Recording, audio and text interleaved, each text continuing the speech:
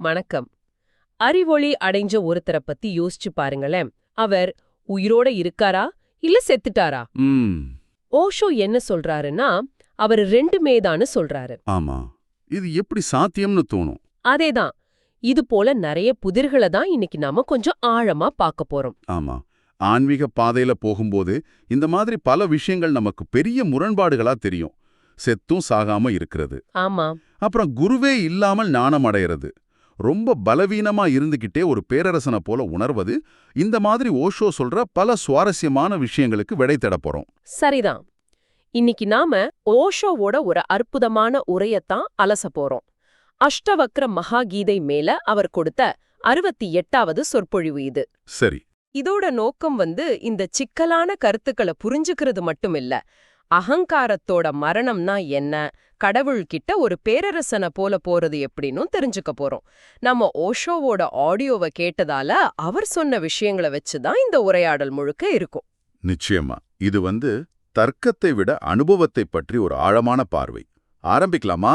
ஆரம்பிக்கலாம். முதல் கேள்வியே கொஞ்சம் தலை சுற்ற வைக்கிற மாதிரி இருக்கு. சொல்லுங்க. ஒருத்தர் கேக்குறார், ஞானிகளுக்குள்ள எந்த ஒரு அதிர்வும், அதாவது ஆசையோ தேடலோ இருக்காதுன்னு சொல்றாங்க. ஓஷோவோட மொழியில சொன்னா அவங்க கிட்ட ஸ்பந்தன் இருக்காது. ஸ்பந்தன். ஆனா அதிர்வே இல்லைன்னா அது மரணம் தானே. அப்புறம் எப்படி அவங்க உயிரோட இருக்காங்க? ரொம்ப ஆழமான கேள்வி இது. ஓஷோ இதை விளக்குற விதமே ஒரு அற்புதம். அவர் சொல்றார், இது உடலோட மரணம் இல்ல, இது நான் என்கிற அகங்காரத்தோட மரணம். ஓ, அகங்காரத்தோட மரணமா? ஆமா, ஆனா அவங்களுடைய இருப்பு, அதாவது அஸ்தித்வ இன்னும் பிரகாசமா இருக்கு. இத ஒரு புல்லாங்குழல் உதாரணத்தோட விளக்கிறார். புல்லாங்குழலா? அது எப்படி? அதாவது ஞானி ஒரு புல்லாங்குழல் மாதிரி ஆயிடுறார். உள்ள எக்தம் காலியா, சுத்தமா. சரி. இப்போ இறைவன் அந்த புல்லாங்குழல் வழியா இசைய வாசிக்கிறான். அந்த இசை ஞானியோடது இல்ல. அப்ப அது யாருடையது? அது இறைவனுடையது. அவரோட தனிப்பட்ட ஆசைகள், விருப்பு வெறுப்புகள் எல்லாம் கரைஞ்சு போயிடுச்சு. அதனாலதான் அங்கே ஸ்பந்தன் இல்ல, ஆனா தெய்வீக இசை ஒலித்து கொண்டே இருக்கு. ஒரு நிமிஷம். அப்போ அவங்களுக்குன்னு சொந்த விருப்பம், தனிப்பட்ட அடையாளம்னு எதுவுமே இருக்காதா? இது கேக்குறதுக்கு கொஞ்சம் பயமா இருக்கே. நம்மளோட சுயமே மொத்தமா அழிஞ்சிடுமா? நல்ல கேள்வி. அழிஞ்சிடுங்கிற வார்த்தை தான் இங்க பிரச்சனையே. ஓஷோ என்ன சொல்றாருன்னா, அது அழிவது இல்ல, அது விரிவடையுது. விரிவடையுதா? ஆமா, உங்களுடைய சின்ன நான் பிரபஞ்ச நானா மாறுது. ஒரு விதை தன்னை அழிச்சுக்கும் பொழுதுதான் ஒரு பெரிய செடியா முளைக்குது. விதை அழிஞ்சிடுச்சுன்னு சொல்வீங்களா? இல்ல, அது ஒரு புதிய வடிவம் எடுத்திருக்குன்னு சொல்லுவேன். அதேதான், அது ஒரு உருமாற்றம், மரணம் இல்ல. ஓஷோ இதுக்கு இயேசுவோட வாழ்க்கைய உதாரணம் காட்டுறார். ஓ, சிலுவை சம்பவம். ஆமா, சிலுவையில் அறைவது அகங்காரத்தோட மரணம், உயிர்த்தெழுதல் என்பது தெய்வீக வாழ்வோட பிறப்பு. அந்த மாதிரிதான் ஞானியும். அவங்க ஒரு காஞ்ச இலை மாதிரி. காஞ்ச இலையா? ஆமா, காத்து எந்த பக்கம் அடிக்குதோ அந்த பக்கம் போவாங்க. அவங்களுக்குன்னு ஒரு இலக்கு இல்ல, பிரபஞ்சத்தோட ஓட்டத்துல தன்னை ஒப்படைச்சிட்டாங்க. இதுல ஓஷோ சொல்ற இன்னொரு கருத்து என்ன ரொம்ப யோசிக்க வச்சது. அவர் சொல்றார், உண்மையில சாதாரண ஜனங்க தான் செத்து போனவங்க மாதிரி வாழ்ந்துட்டு இருக்காங்கன்னு. ஆமா, இது கேக்குறதுக்கு கொஞ்சம் கடுமையா இல்லையா? நம்மள மாதிரி தினமும் வேலைக்கு போயிட்டு குடும்பத்தை கவனிச்சிட்டு இருக்கிறவங்கள செத்து போனவங்கன்னு சொன்னா அது கொஞ்சம் ஓவரா தெரியுதே. ஆமா, முதல் தடவை கேட்கும்போது அப்படிதான் இருக்கும். ஆனா ஓஷோவோட கோணத்துல பார்த்தா நம்ம வாழ்க்கை எப்படி இருக்கு? எப்படி? காலையில எழுந்திருக்கிறது, சாப்பிடுறது, வேலைக்கு போறது, திரும்பி வர்றது, தூங்குறது, மறுபடியும் அதே சுழற்சி. இதுல உணர்வுபூர்வமா விழிப்புணர்வோட நாம எத்தனை நிமிஷம் வாழ்றோம்? யோசிக்க வேண்டிய விஷயம்தான். இது ஒரு இயந்திரத்தனமான வாழ்க்கை. அதனாலதான் ஈசு இறந்தவர்கள் இறந்தவர்களை புதைக்கட்டும்னு சொன்னார். ஞானிதான் ஒவ்வொரு கணத்தையும் முழுசா விழிப்புணர்வோட வாழ்றார். அவர்தான் உண்மையிலேயே உயிரோட இருக்கார். ஓகே, இப்ப புரியுது. ஞானிங்கிறது அகங்காரம் செத்த ஒரு நிலைன்னு சொல்றீங்க. ஆனா அந்த நிலையை அடைய ஒரு வழிகாட்டி, ஒரு குரு தேவையில்லையா? ஆனா புத்தர், மகாவீரர், நானக் மாதிரி பெரிய ஞானிகளுக்கு குருவே இல்லைன்னு நம்ம கேள்விப்பட்டிருக்கோம். இது எப்படி சாத்தியம்? இதுவும் ஒரு பொதுவான சந்தேகம். ஓஷோ இதுக்கு ஒரு அற்புதமான பதில் சொல்றார். அவங்களுக்கு குரு இல்லேன்னு யார் சொன்னது? அப்ப யாரு? முழு பிரபஞ்சமே அவங்களுக்கு குருவா இருந்துச்சு என்கிறார். அவங்க ஒரு பூ மலர்றத பார்த்து ஞானம் அடைஞ்சாங்க. ஒரு நதி ஓடுறத பார்த்து வாழ்க்கையோட தத்துவத்தை புரிஞ்சுக்கிட்டாங்க. அவங்களுக்கு எல்லாமே குருதான். அப்போ ஒரு தனிப்பட்ட குரு யாருக்கு தான் தேவை? முழு பிரபஞ்சத்தையும் குருவா ஏத்துக்கிற அளவுக்கு தைரியமோ திறந்த மனமோ இல்லாதவங்களுக்கு. ஒரு தனிப்பட்ட குரு ஒரு ஜன்னல் மாதிரி என்கிறார் ஓஷோ. ஜன்னலா? ஆமா, ஹிந்தில ஜரோக்கான்னு சொல்வார். அந்த ஒரு ஜன்னல் வழியா நீங்க எல்லையற்ற வானத்தை பார்க்கலாம். முழு வானத்தையும் பார்க்க உங்களுக்கு பயமா இருந்தா இந்த ஜன்னல் போதும். ஒரு ஜன்னல். அழகான உவமை. இதுக்கு அவர் ஏதாவது கதை சொல்றாரா? நிச்சயமா. சூஃபி ஞானி ஹசனோட கதையை சொல்றாரு. ஒருத்தர் ஹசன் கிட்ட உங்க குரு யாருன்னு கேட்டாராம். அதுக்கு ஹசன் என்னோட முதல் குரு ஒரு நாய்ன்னு சொன்னாராம். என்னது, ஒரு நாயா? நம்பவே முடியலையே. ஆமா, ஹசன் அந்த கதையை விளக்குறார். ஒரு நாள் தாகத்தோட இருந்த ஒரு நாய் ஒரு ஆற்றுக்கு வந்திருக்கு. சரி. தண்ணி குடிக்க போகும்போது தன்னோட பிரதிபலிப்பை பார்த்து பயந்துடுச்சு. அது வேற ஒரு நாய்னு நினைச்சு குறைக்க ஆரம்பிச்சது. ஓஹோ. உள்ளே இருந்த பிரதிபலிப்பும் குறைச்சது. நாய் பயந்து பின்வாங்குச்சு. ஆனா தாகாத விடவே இல்ல. தாகம் அதிகமாக அதிகமாக பயம் குறைய ஆரம்பிச்சது. கடைசியில பயத்தெல்லாம் தூக்கி போட்டுட்டு அந்த நாய் ஆத்துக்குள்ள குதிச்சிருச்சு. குதிச்சதும் என்ன ஆச்சு? குதிச்ச அடுத்த கணம் அந்த பயமுறுத்தின பிரதிபலிப்பு காணாம போயிடுச்சு. இத பாத்துக்கிட்டு இருந்த ஹசனுக்கு ஒரு பெரிய ஞானம் கிடைச்சது. என்ன ஞானம்? நம்ம பயமும் அந்த பிரதிபலிப்பு மாதிரி தான். அது உண்மையே இல்ல, அது நம்மளோட நிழல். இறைவனை அடையிற தாகம் நம்மகிட்ட உண்மையா இருந்தா எல்லா பயத்தையும் தாண்டி நாம உள்ள குதிப்போம். குதிச்ச அடுத்த கணம் பயம் மறைஞ்சிடும். ஆச்சரியமா இருக்கு. ஒரு நாய், ஒரு பிரதிபலிப்பு. அதிலிருந்து எவ்ளோ பெரிய ஆன்மீக பாடம் பாருங்க. பயம்ங்கிறது நம்ம நிழல் மாதிரிதான்னு சொல்றது எவ்ளோ உண்மை. ஆனா இதுல ஓஷோ ஒரு எச்சரிக்கையும் கொடுக்கறாரு. என்ன எச்சரிக்கை? எனக்கு குரு தேவையில்ல, இந்த பிரபஞ்சமே என் குருன்னு இதை ஒரு சாக்கா பயன்படுத்தாதீங்கங்கிறாரு. நம்ம மனசு ரொம்ப தந்திரமானது. ஆமா. ஒரு குருவோட கட்டுப்பாட்டுல இருக்க விரும்பாம தப்பிக்கிறதுக்காக இந்த தத்துவத்தை நம்ம பயன்படுத்திக்கலாம்.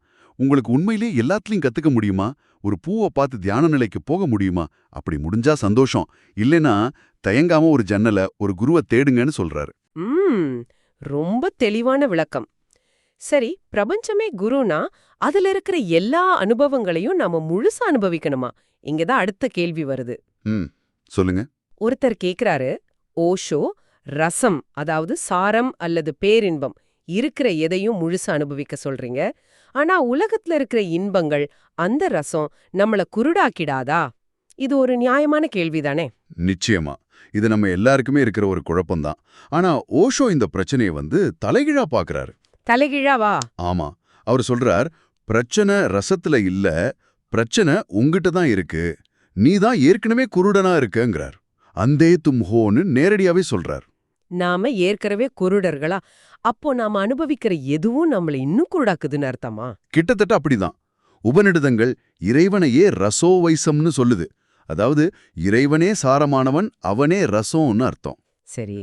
தெய்வீகமான அந்த சாரம் எப்படி நம்மள குருடாக்க முடியும்? நாம தான் நம்ம கண்ணை மூடிக்கிட்டு நம்ம குருட்டுத்தனத்துக்கு பணம், பதவி, உறவுகள்னு வெளி விஷயங்களை காரணம் சொல்றோம். இதுக்கு ஏதாவது உதாரணம் இருக்கா? இருக்கு. ஓஷோ ஒரு கதை சொல்றாரு. ஒருத்தன் கடவுள்கிட்ட போய் எனக்கு உலகத்திலே அழகான பொண்ணை கல்யாணம் பண்ணியவேன்னு கேட்டானா. கடவுளும் அப்படியே செஞ்சார். கல்யாணம் ஆகிய சில மாசத்துல அவன் மறுபடியும் கடவுள்கிட்ட போனான். கடவுளே, நீ கொடுத்தது அழகான பொண்ணு இல்ல, அது ஒரு தூக்கு கயிறு, ஃபாசிகா ஃபந்தா, தயவு செஞ்சு என்னை காப்பாத்துன்னு அழுதானா. அடப்பாமே. இதுல இருந்து என்ன தெரியுது? உலகத்துல நாம தேடுற ரசம் ரொம்ப தற்காலிகமானது. அது கிடைக்கிற வரைக்கும் தான் சுவாரஸ்யமா இருக்கும். கிடைச்சதுக்கு அப்புறம் அதோட ஈர்ப்பு போயிடும்.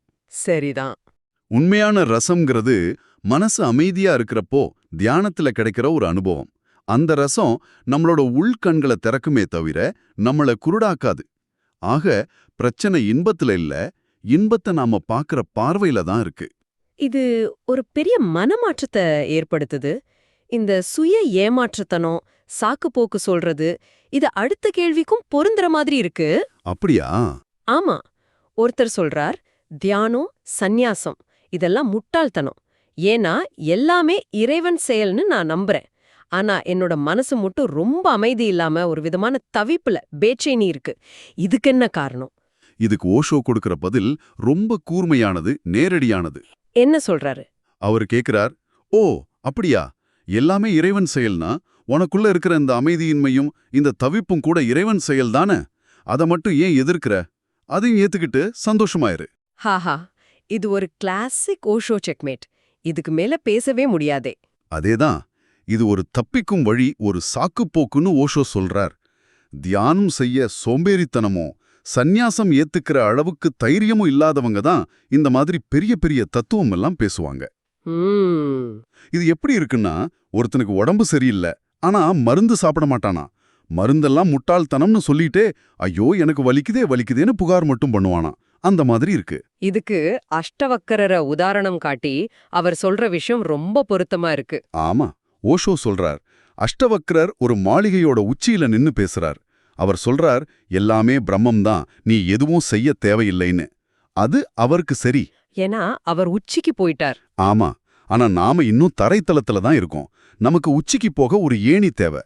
தியானம், சாதனா இதெல்லாம் தான் அந்த ஏணி. நாமளும் உச்சிக்கு போயிட்ட மாதிரி நினைச்சுக்கிட்டு எனக்கு ஏணி தேவையில்லைன்னு சொன்னா நாம தரைத்தளத்திலேயே தான் இருப்போம்.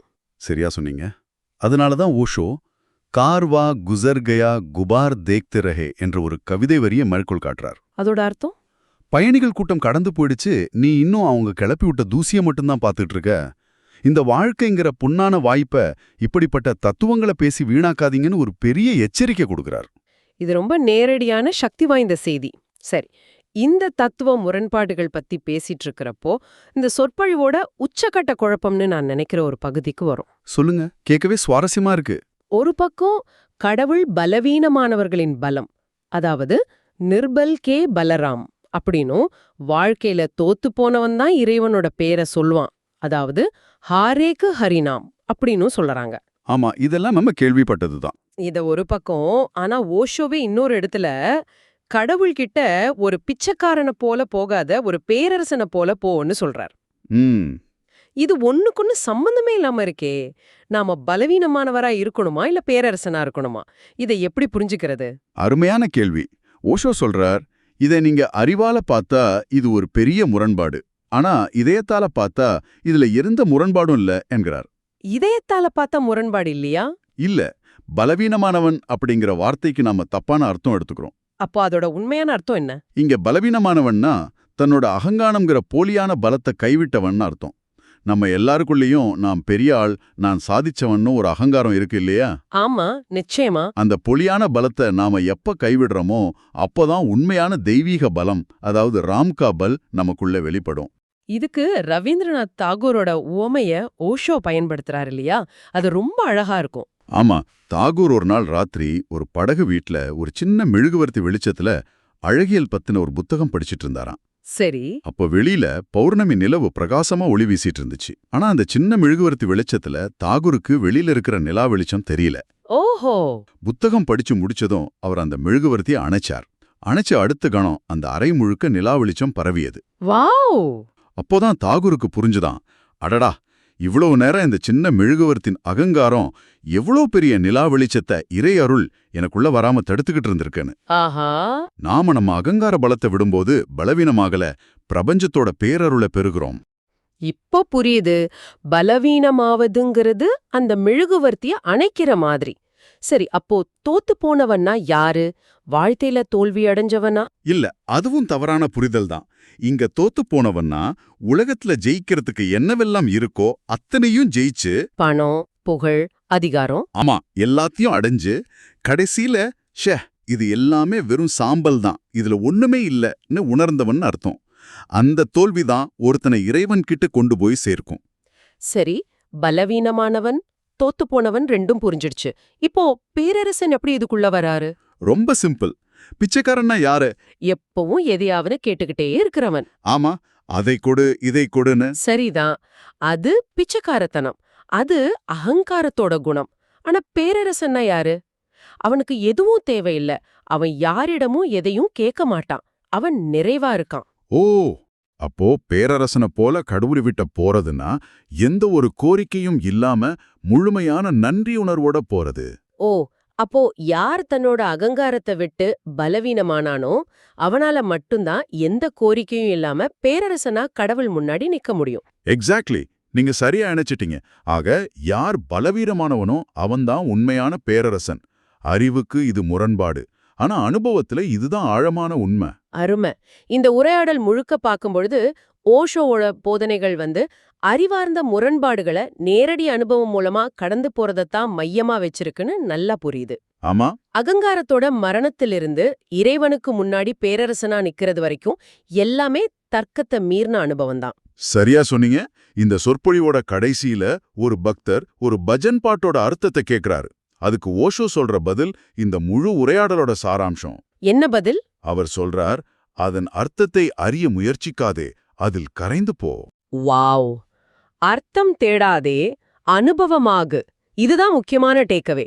சரி, இதை கேட்கிற உங்களுக்கான இறுதிச் சிந்தனை இதுதான்.